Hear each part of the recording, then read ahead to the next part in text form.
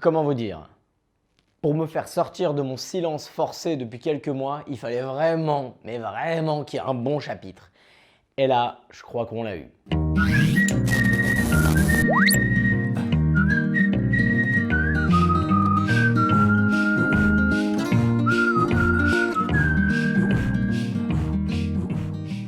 Et bonjour!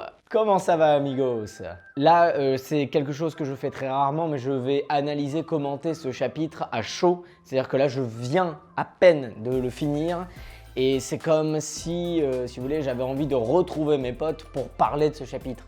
Et comme j'ai pas de potes, je fais cette vidéo. Alors je n'ai pas de potes en fait avec qui parler de Dragon Ball Super et surtout que j'ai pas beaucoup de monde autour de moi qui lisent Dragon Ball Super au fur et à mesure. Donc j'avais très envie en fait de partager avec vous ce chapitre juste incroyable.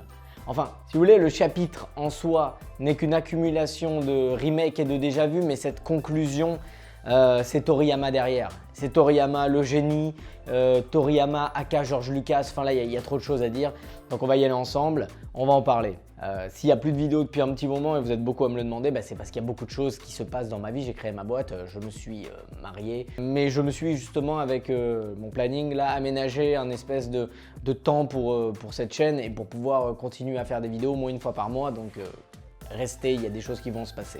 Donc ce que je vais faire pour ce chapitre 66 qui est encore une fois vraiment tellement surprenant, c'est qu'on va dérouler le chapitre au fur et à mesure et puis je vais donner mes analyses au fur et à mesure du chapitre, ce que j'ai pensé par point et puis voilà, comme ça fera quelque chose d'assez global. Donc moi dans mes analyses, je m'étais arrêté au chapitre 62. Donc 63, 64, 65, je les avais pas commentés, je les ai lus bien entendu. J'en avais pas pensé grand chose, si ce n'est justement ce retournement de situation avec Moro justement qui n'a d'autre choix pour continuer à accumuler de l'énergie parce qu'il ne gère pas le pouvoir de Mérus, n'a d'autre choix en fait que de fusionner avec la planète. Qui dit fusion dit Vegeta. On s'attendait bien à ce que dans le 66, Vegeta intervienne et utilise sa scission de pouvoir. De toute façon, c'était évident qu'à un moment donné, Vegeta allait servir à quelque chose. J'ouvre une parenthèse.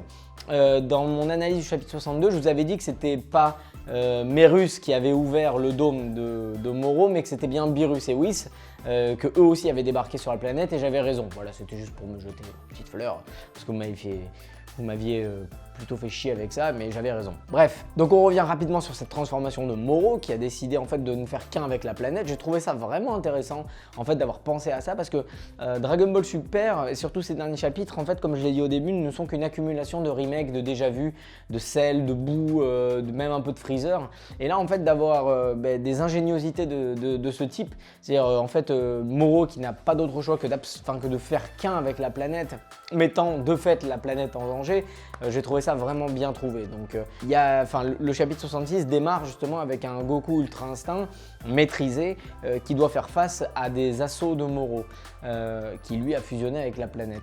Pendant le live qu'on a fait, d'ailleurs je leur fais un gros coucou à tous, à Je Fonce, Fumégène, H, Boo Fighter, Rick Lee et d'autres, je sais plus qui c'est qu'il y avait, mais en tout cas c'était vachement sympa. On se demandait justement pourquoi Goku en fait encaissait les coups de Moro alors que là il était en Ultra Instinct maîtrisé.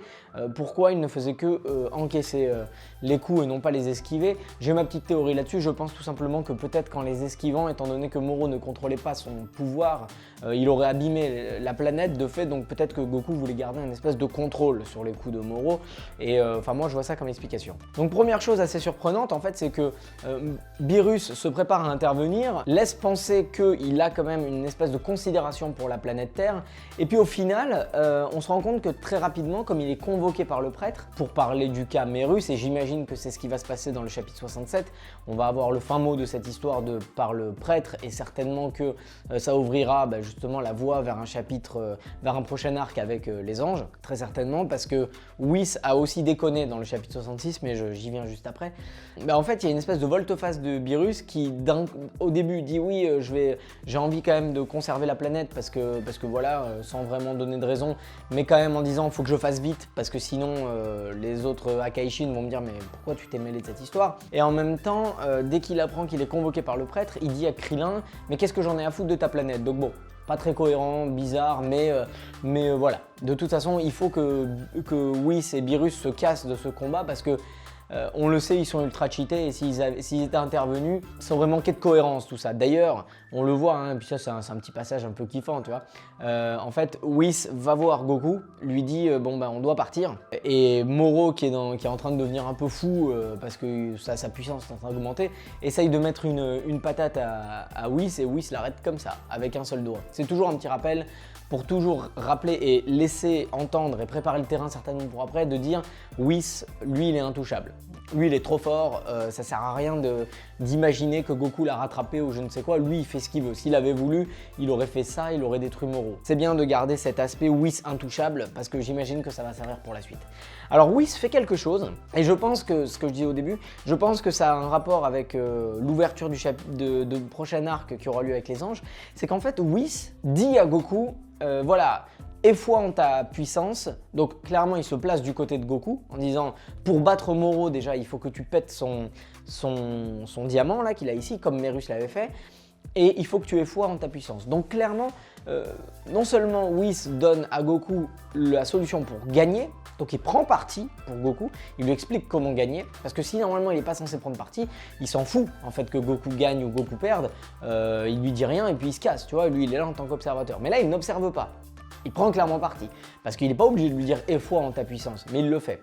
Quelque part, Goku, étant donné qu'il a acquis ce pouvoir divin, on se dit que peut-être que Whis, Merus, etc. veulent faire de Goku un dieu, un ange, c'est ce qu'on imagine depuis le début. Donc on peut imaginer que Whis va avoir des comptes à rendre de ce qu'il vient de faire avec Goku, parce qu'il s'est clairement mis en avant. Donc soit il va avoir des comptes à rendre et lui aussi il va disparaître, soit en fait il y a une espèce de complot entre guillemets mais positif pour faire de Goku un ange. Mais dans ce cas là pourquoi est-ce que... Ah ben non, j'allais dire pourquoi est-ce que Merus a disparu, mais en fait Merus a disparu parce qu'il est clairement intervenu. Mais il peut pas disparaître parce qu'il a entraîné Goku. Donc quelque part ça resterait cohérent que dans les prochains chapitres en fait Goku devienne un ange, enfin dans le prochain arc, Goku devienne un ange et que ce soit une bataille pour que Goku devienne un ange, enfin bref, on verra. En tout cas, Whis prend clairement position pour Goku dans ce chapitre. Donc ce qui se passe, c'est qu'on dit à Goku qu'il doit péter le diamant de Moro, et Moro, en fait, ce qu'il fait, c'est qu'il le fait rentrer à l'intérieur de lui, donc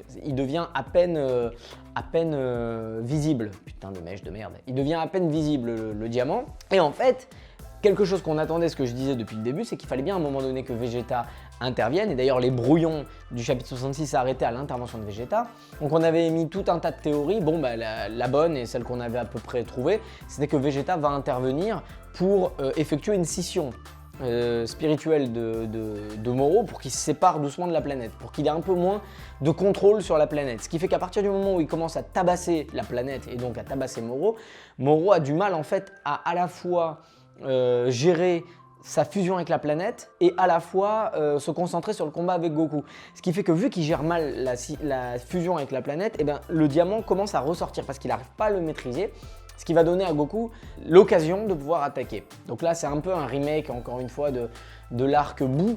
Vegeta arrive et s'occupe d'occuper l'ennemi pendant que Goku intervient. Bon, il y a le fameux toute ma puissance dans mon poing qu'on a vu 20 000 fois dans Dragon Ball et dans Dragon Ball Z. Mais bon, c'est toujours agréable à revoir. Ce qui me gonfle un peu, moi, si tu veux, c'est tous ces remakes. À chaque fois, c'est un peu toujours pareil dans Dragon Ball Super. C'est un tas de remakes. Tu vois, par exemple, à partir de là, Goku va foncer sur Moro pour essayer de casser son cristal. Il va être stoppé au dernier moment et à partir de là, comme il est bloqué, il ne peut plus bouger. Vegeta, lui, n'a plus de puissance, il arrive de moins en moins à gérer sa scission de pouvoir. Ce qui fait que du coup, tu as toute la Z-Team qui arrive et qui va donner sa force à Vegeta puisqu'ils lui disent si tu peux faire une scission de pouvoir, tu peux faire une fusion de pouvoir. Donc on te donne nos pouvoirs et puis tu les donnes à Goku. Donc là, on est vraiment sur un remake de l'arc Buu. Hein. J'ai pas besoin de vous faire le parallèle, mais vous l'avez bien compris. Et en fait, ces remakes me gonflent un peu parce que déjà dans les derniers chapitres, il y en avait eu plein. Je sais pas si tu te souviens, mais Goku qui donne un Senzu à Moro, tu vois, j'ai pas besoin de vous rappeler de quoi il s'agit, enfin de quel remake il s'agit. Ou Moro qui devient foudrage et qui veut détruire la planète. Pareil, ça s'est arrivé 20 000 fois dans Dragon Ball Z. Donc ça me gonflait un peu si tu veux. Et en voyant encore ce truc-là, ce remake, eh ben, dans ce chapitre, je commençais à me dire, bon, comme on dit, il n'y a rien de nouveau, bon, c'est un peu, voilà, ça va, il va y avoir un finish comme on l'attend. D'ailleurs, en fait, Goku n'arrive pas à avoir assez de puissance, malgré tout ce qu'on lui donne, Dende, etc. lui donne. Jaco a eu une idée, donc on se doute tous à ce moment-là, parce que Goku dit, il me faut plus de pouvoir divin. En fait, avec tout le pouvoir qu'il accumule, il arrive à peine à se transformer en SSJ Blue, donc il ne peut pas aller à l'Ultra Instinct, il lui faut du pouvoir divin.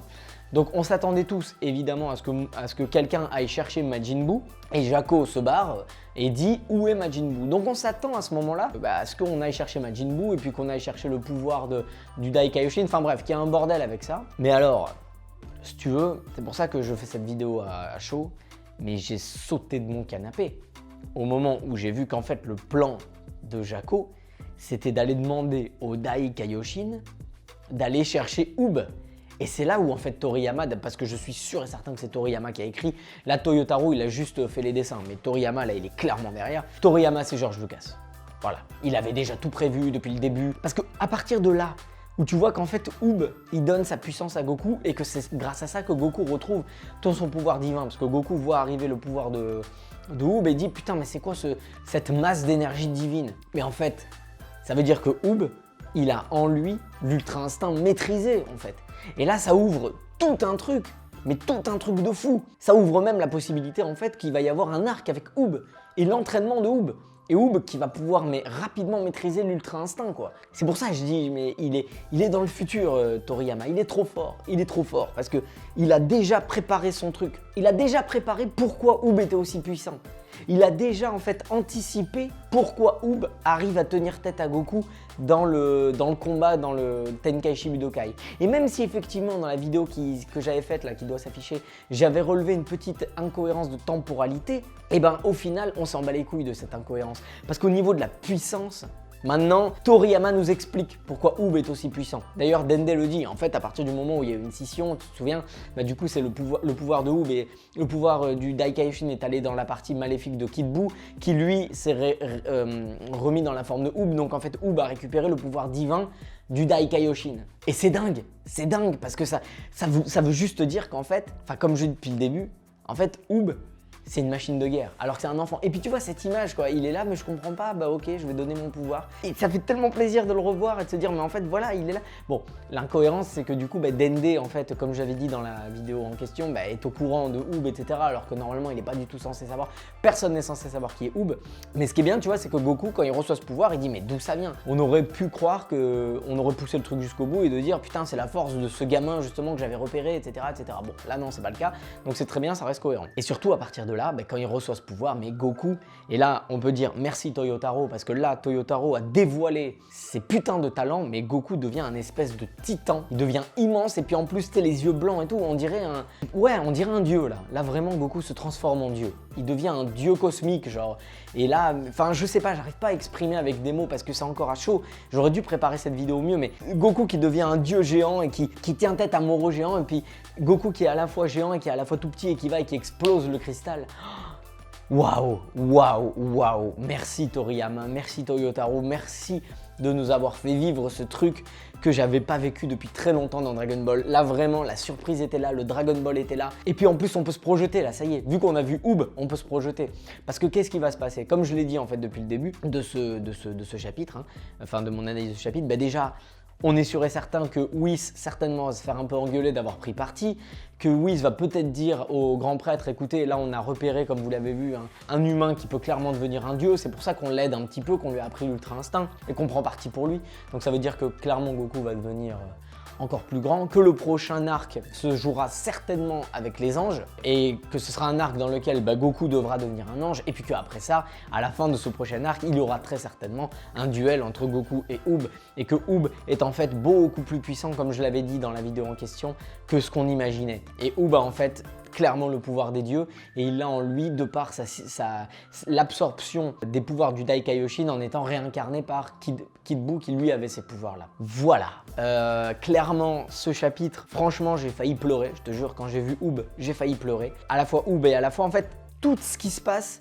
dans le finish, c'est-à-dire Oob qui donne son pouvoir, Goku qui devient gigantesque, Goku qui devient surpuissant grâce au pouvoir de Oob, qui devient très grand, ce finish quand il lui explose le truc et que Moro explose en 1000 morceaux, qu'on voit qu'en fait Moro, face au pouvoir divin, il ne peut rien faire. Ouais, c'était un arc avec des hauts et des bas, clairement, mais le finish est juste clairement à la hauteur de ce qu'on attendait depuis le début de cet arc, et quelque part, avec ce qu'ils viennent de faire, ils ont complètement rattrapé toutes les erreurs que je pouvais leur attribuer. Je ne parle pas de tout le monde, mais je parle de moi. Moi, je leur attribue beaucoup d'erreurs dans ce chapitre et là, franchement, ils se sont très bien rattrapés. Voilà les amis, ça m'a fait plaisir de faire cette vidéo, ça faisait longtemps que je voulais en refaire. Donc j'espère qu'elle sortira aujourd'hui, on est samedi, sinon elle sortira dimanche ou lundi grand max. J'espère que ça vous a fait plaisir de revoir ma face.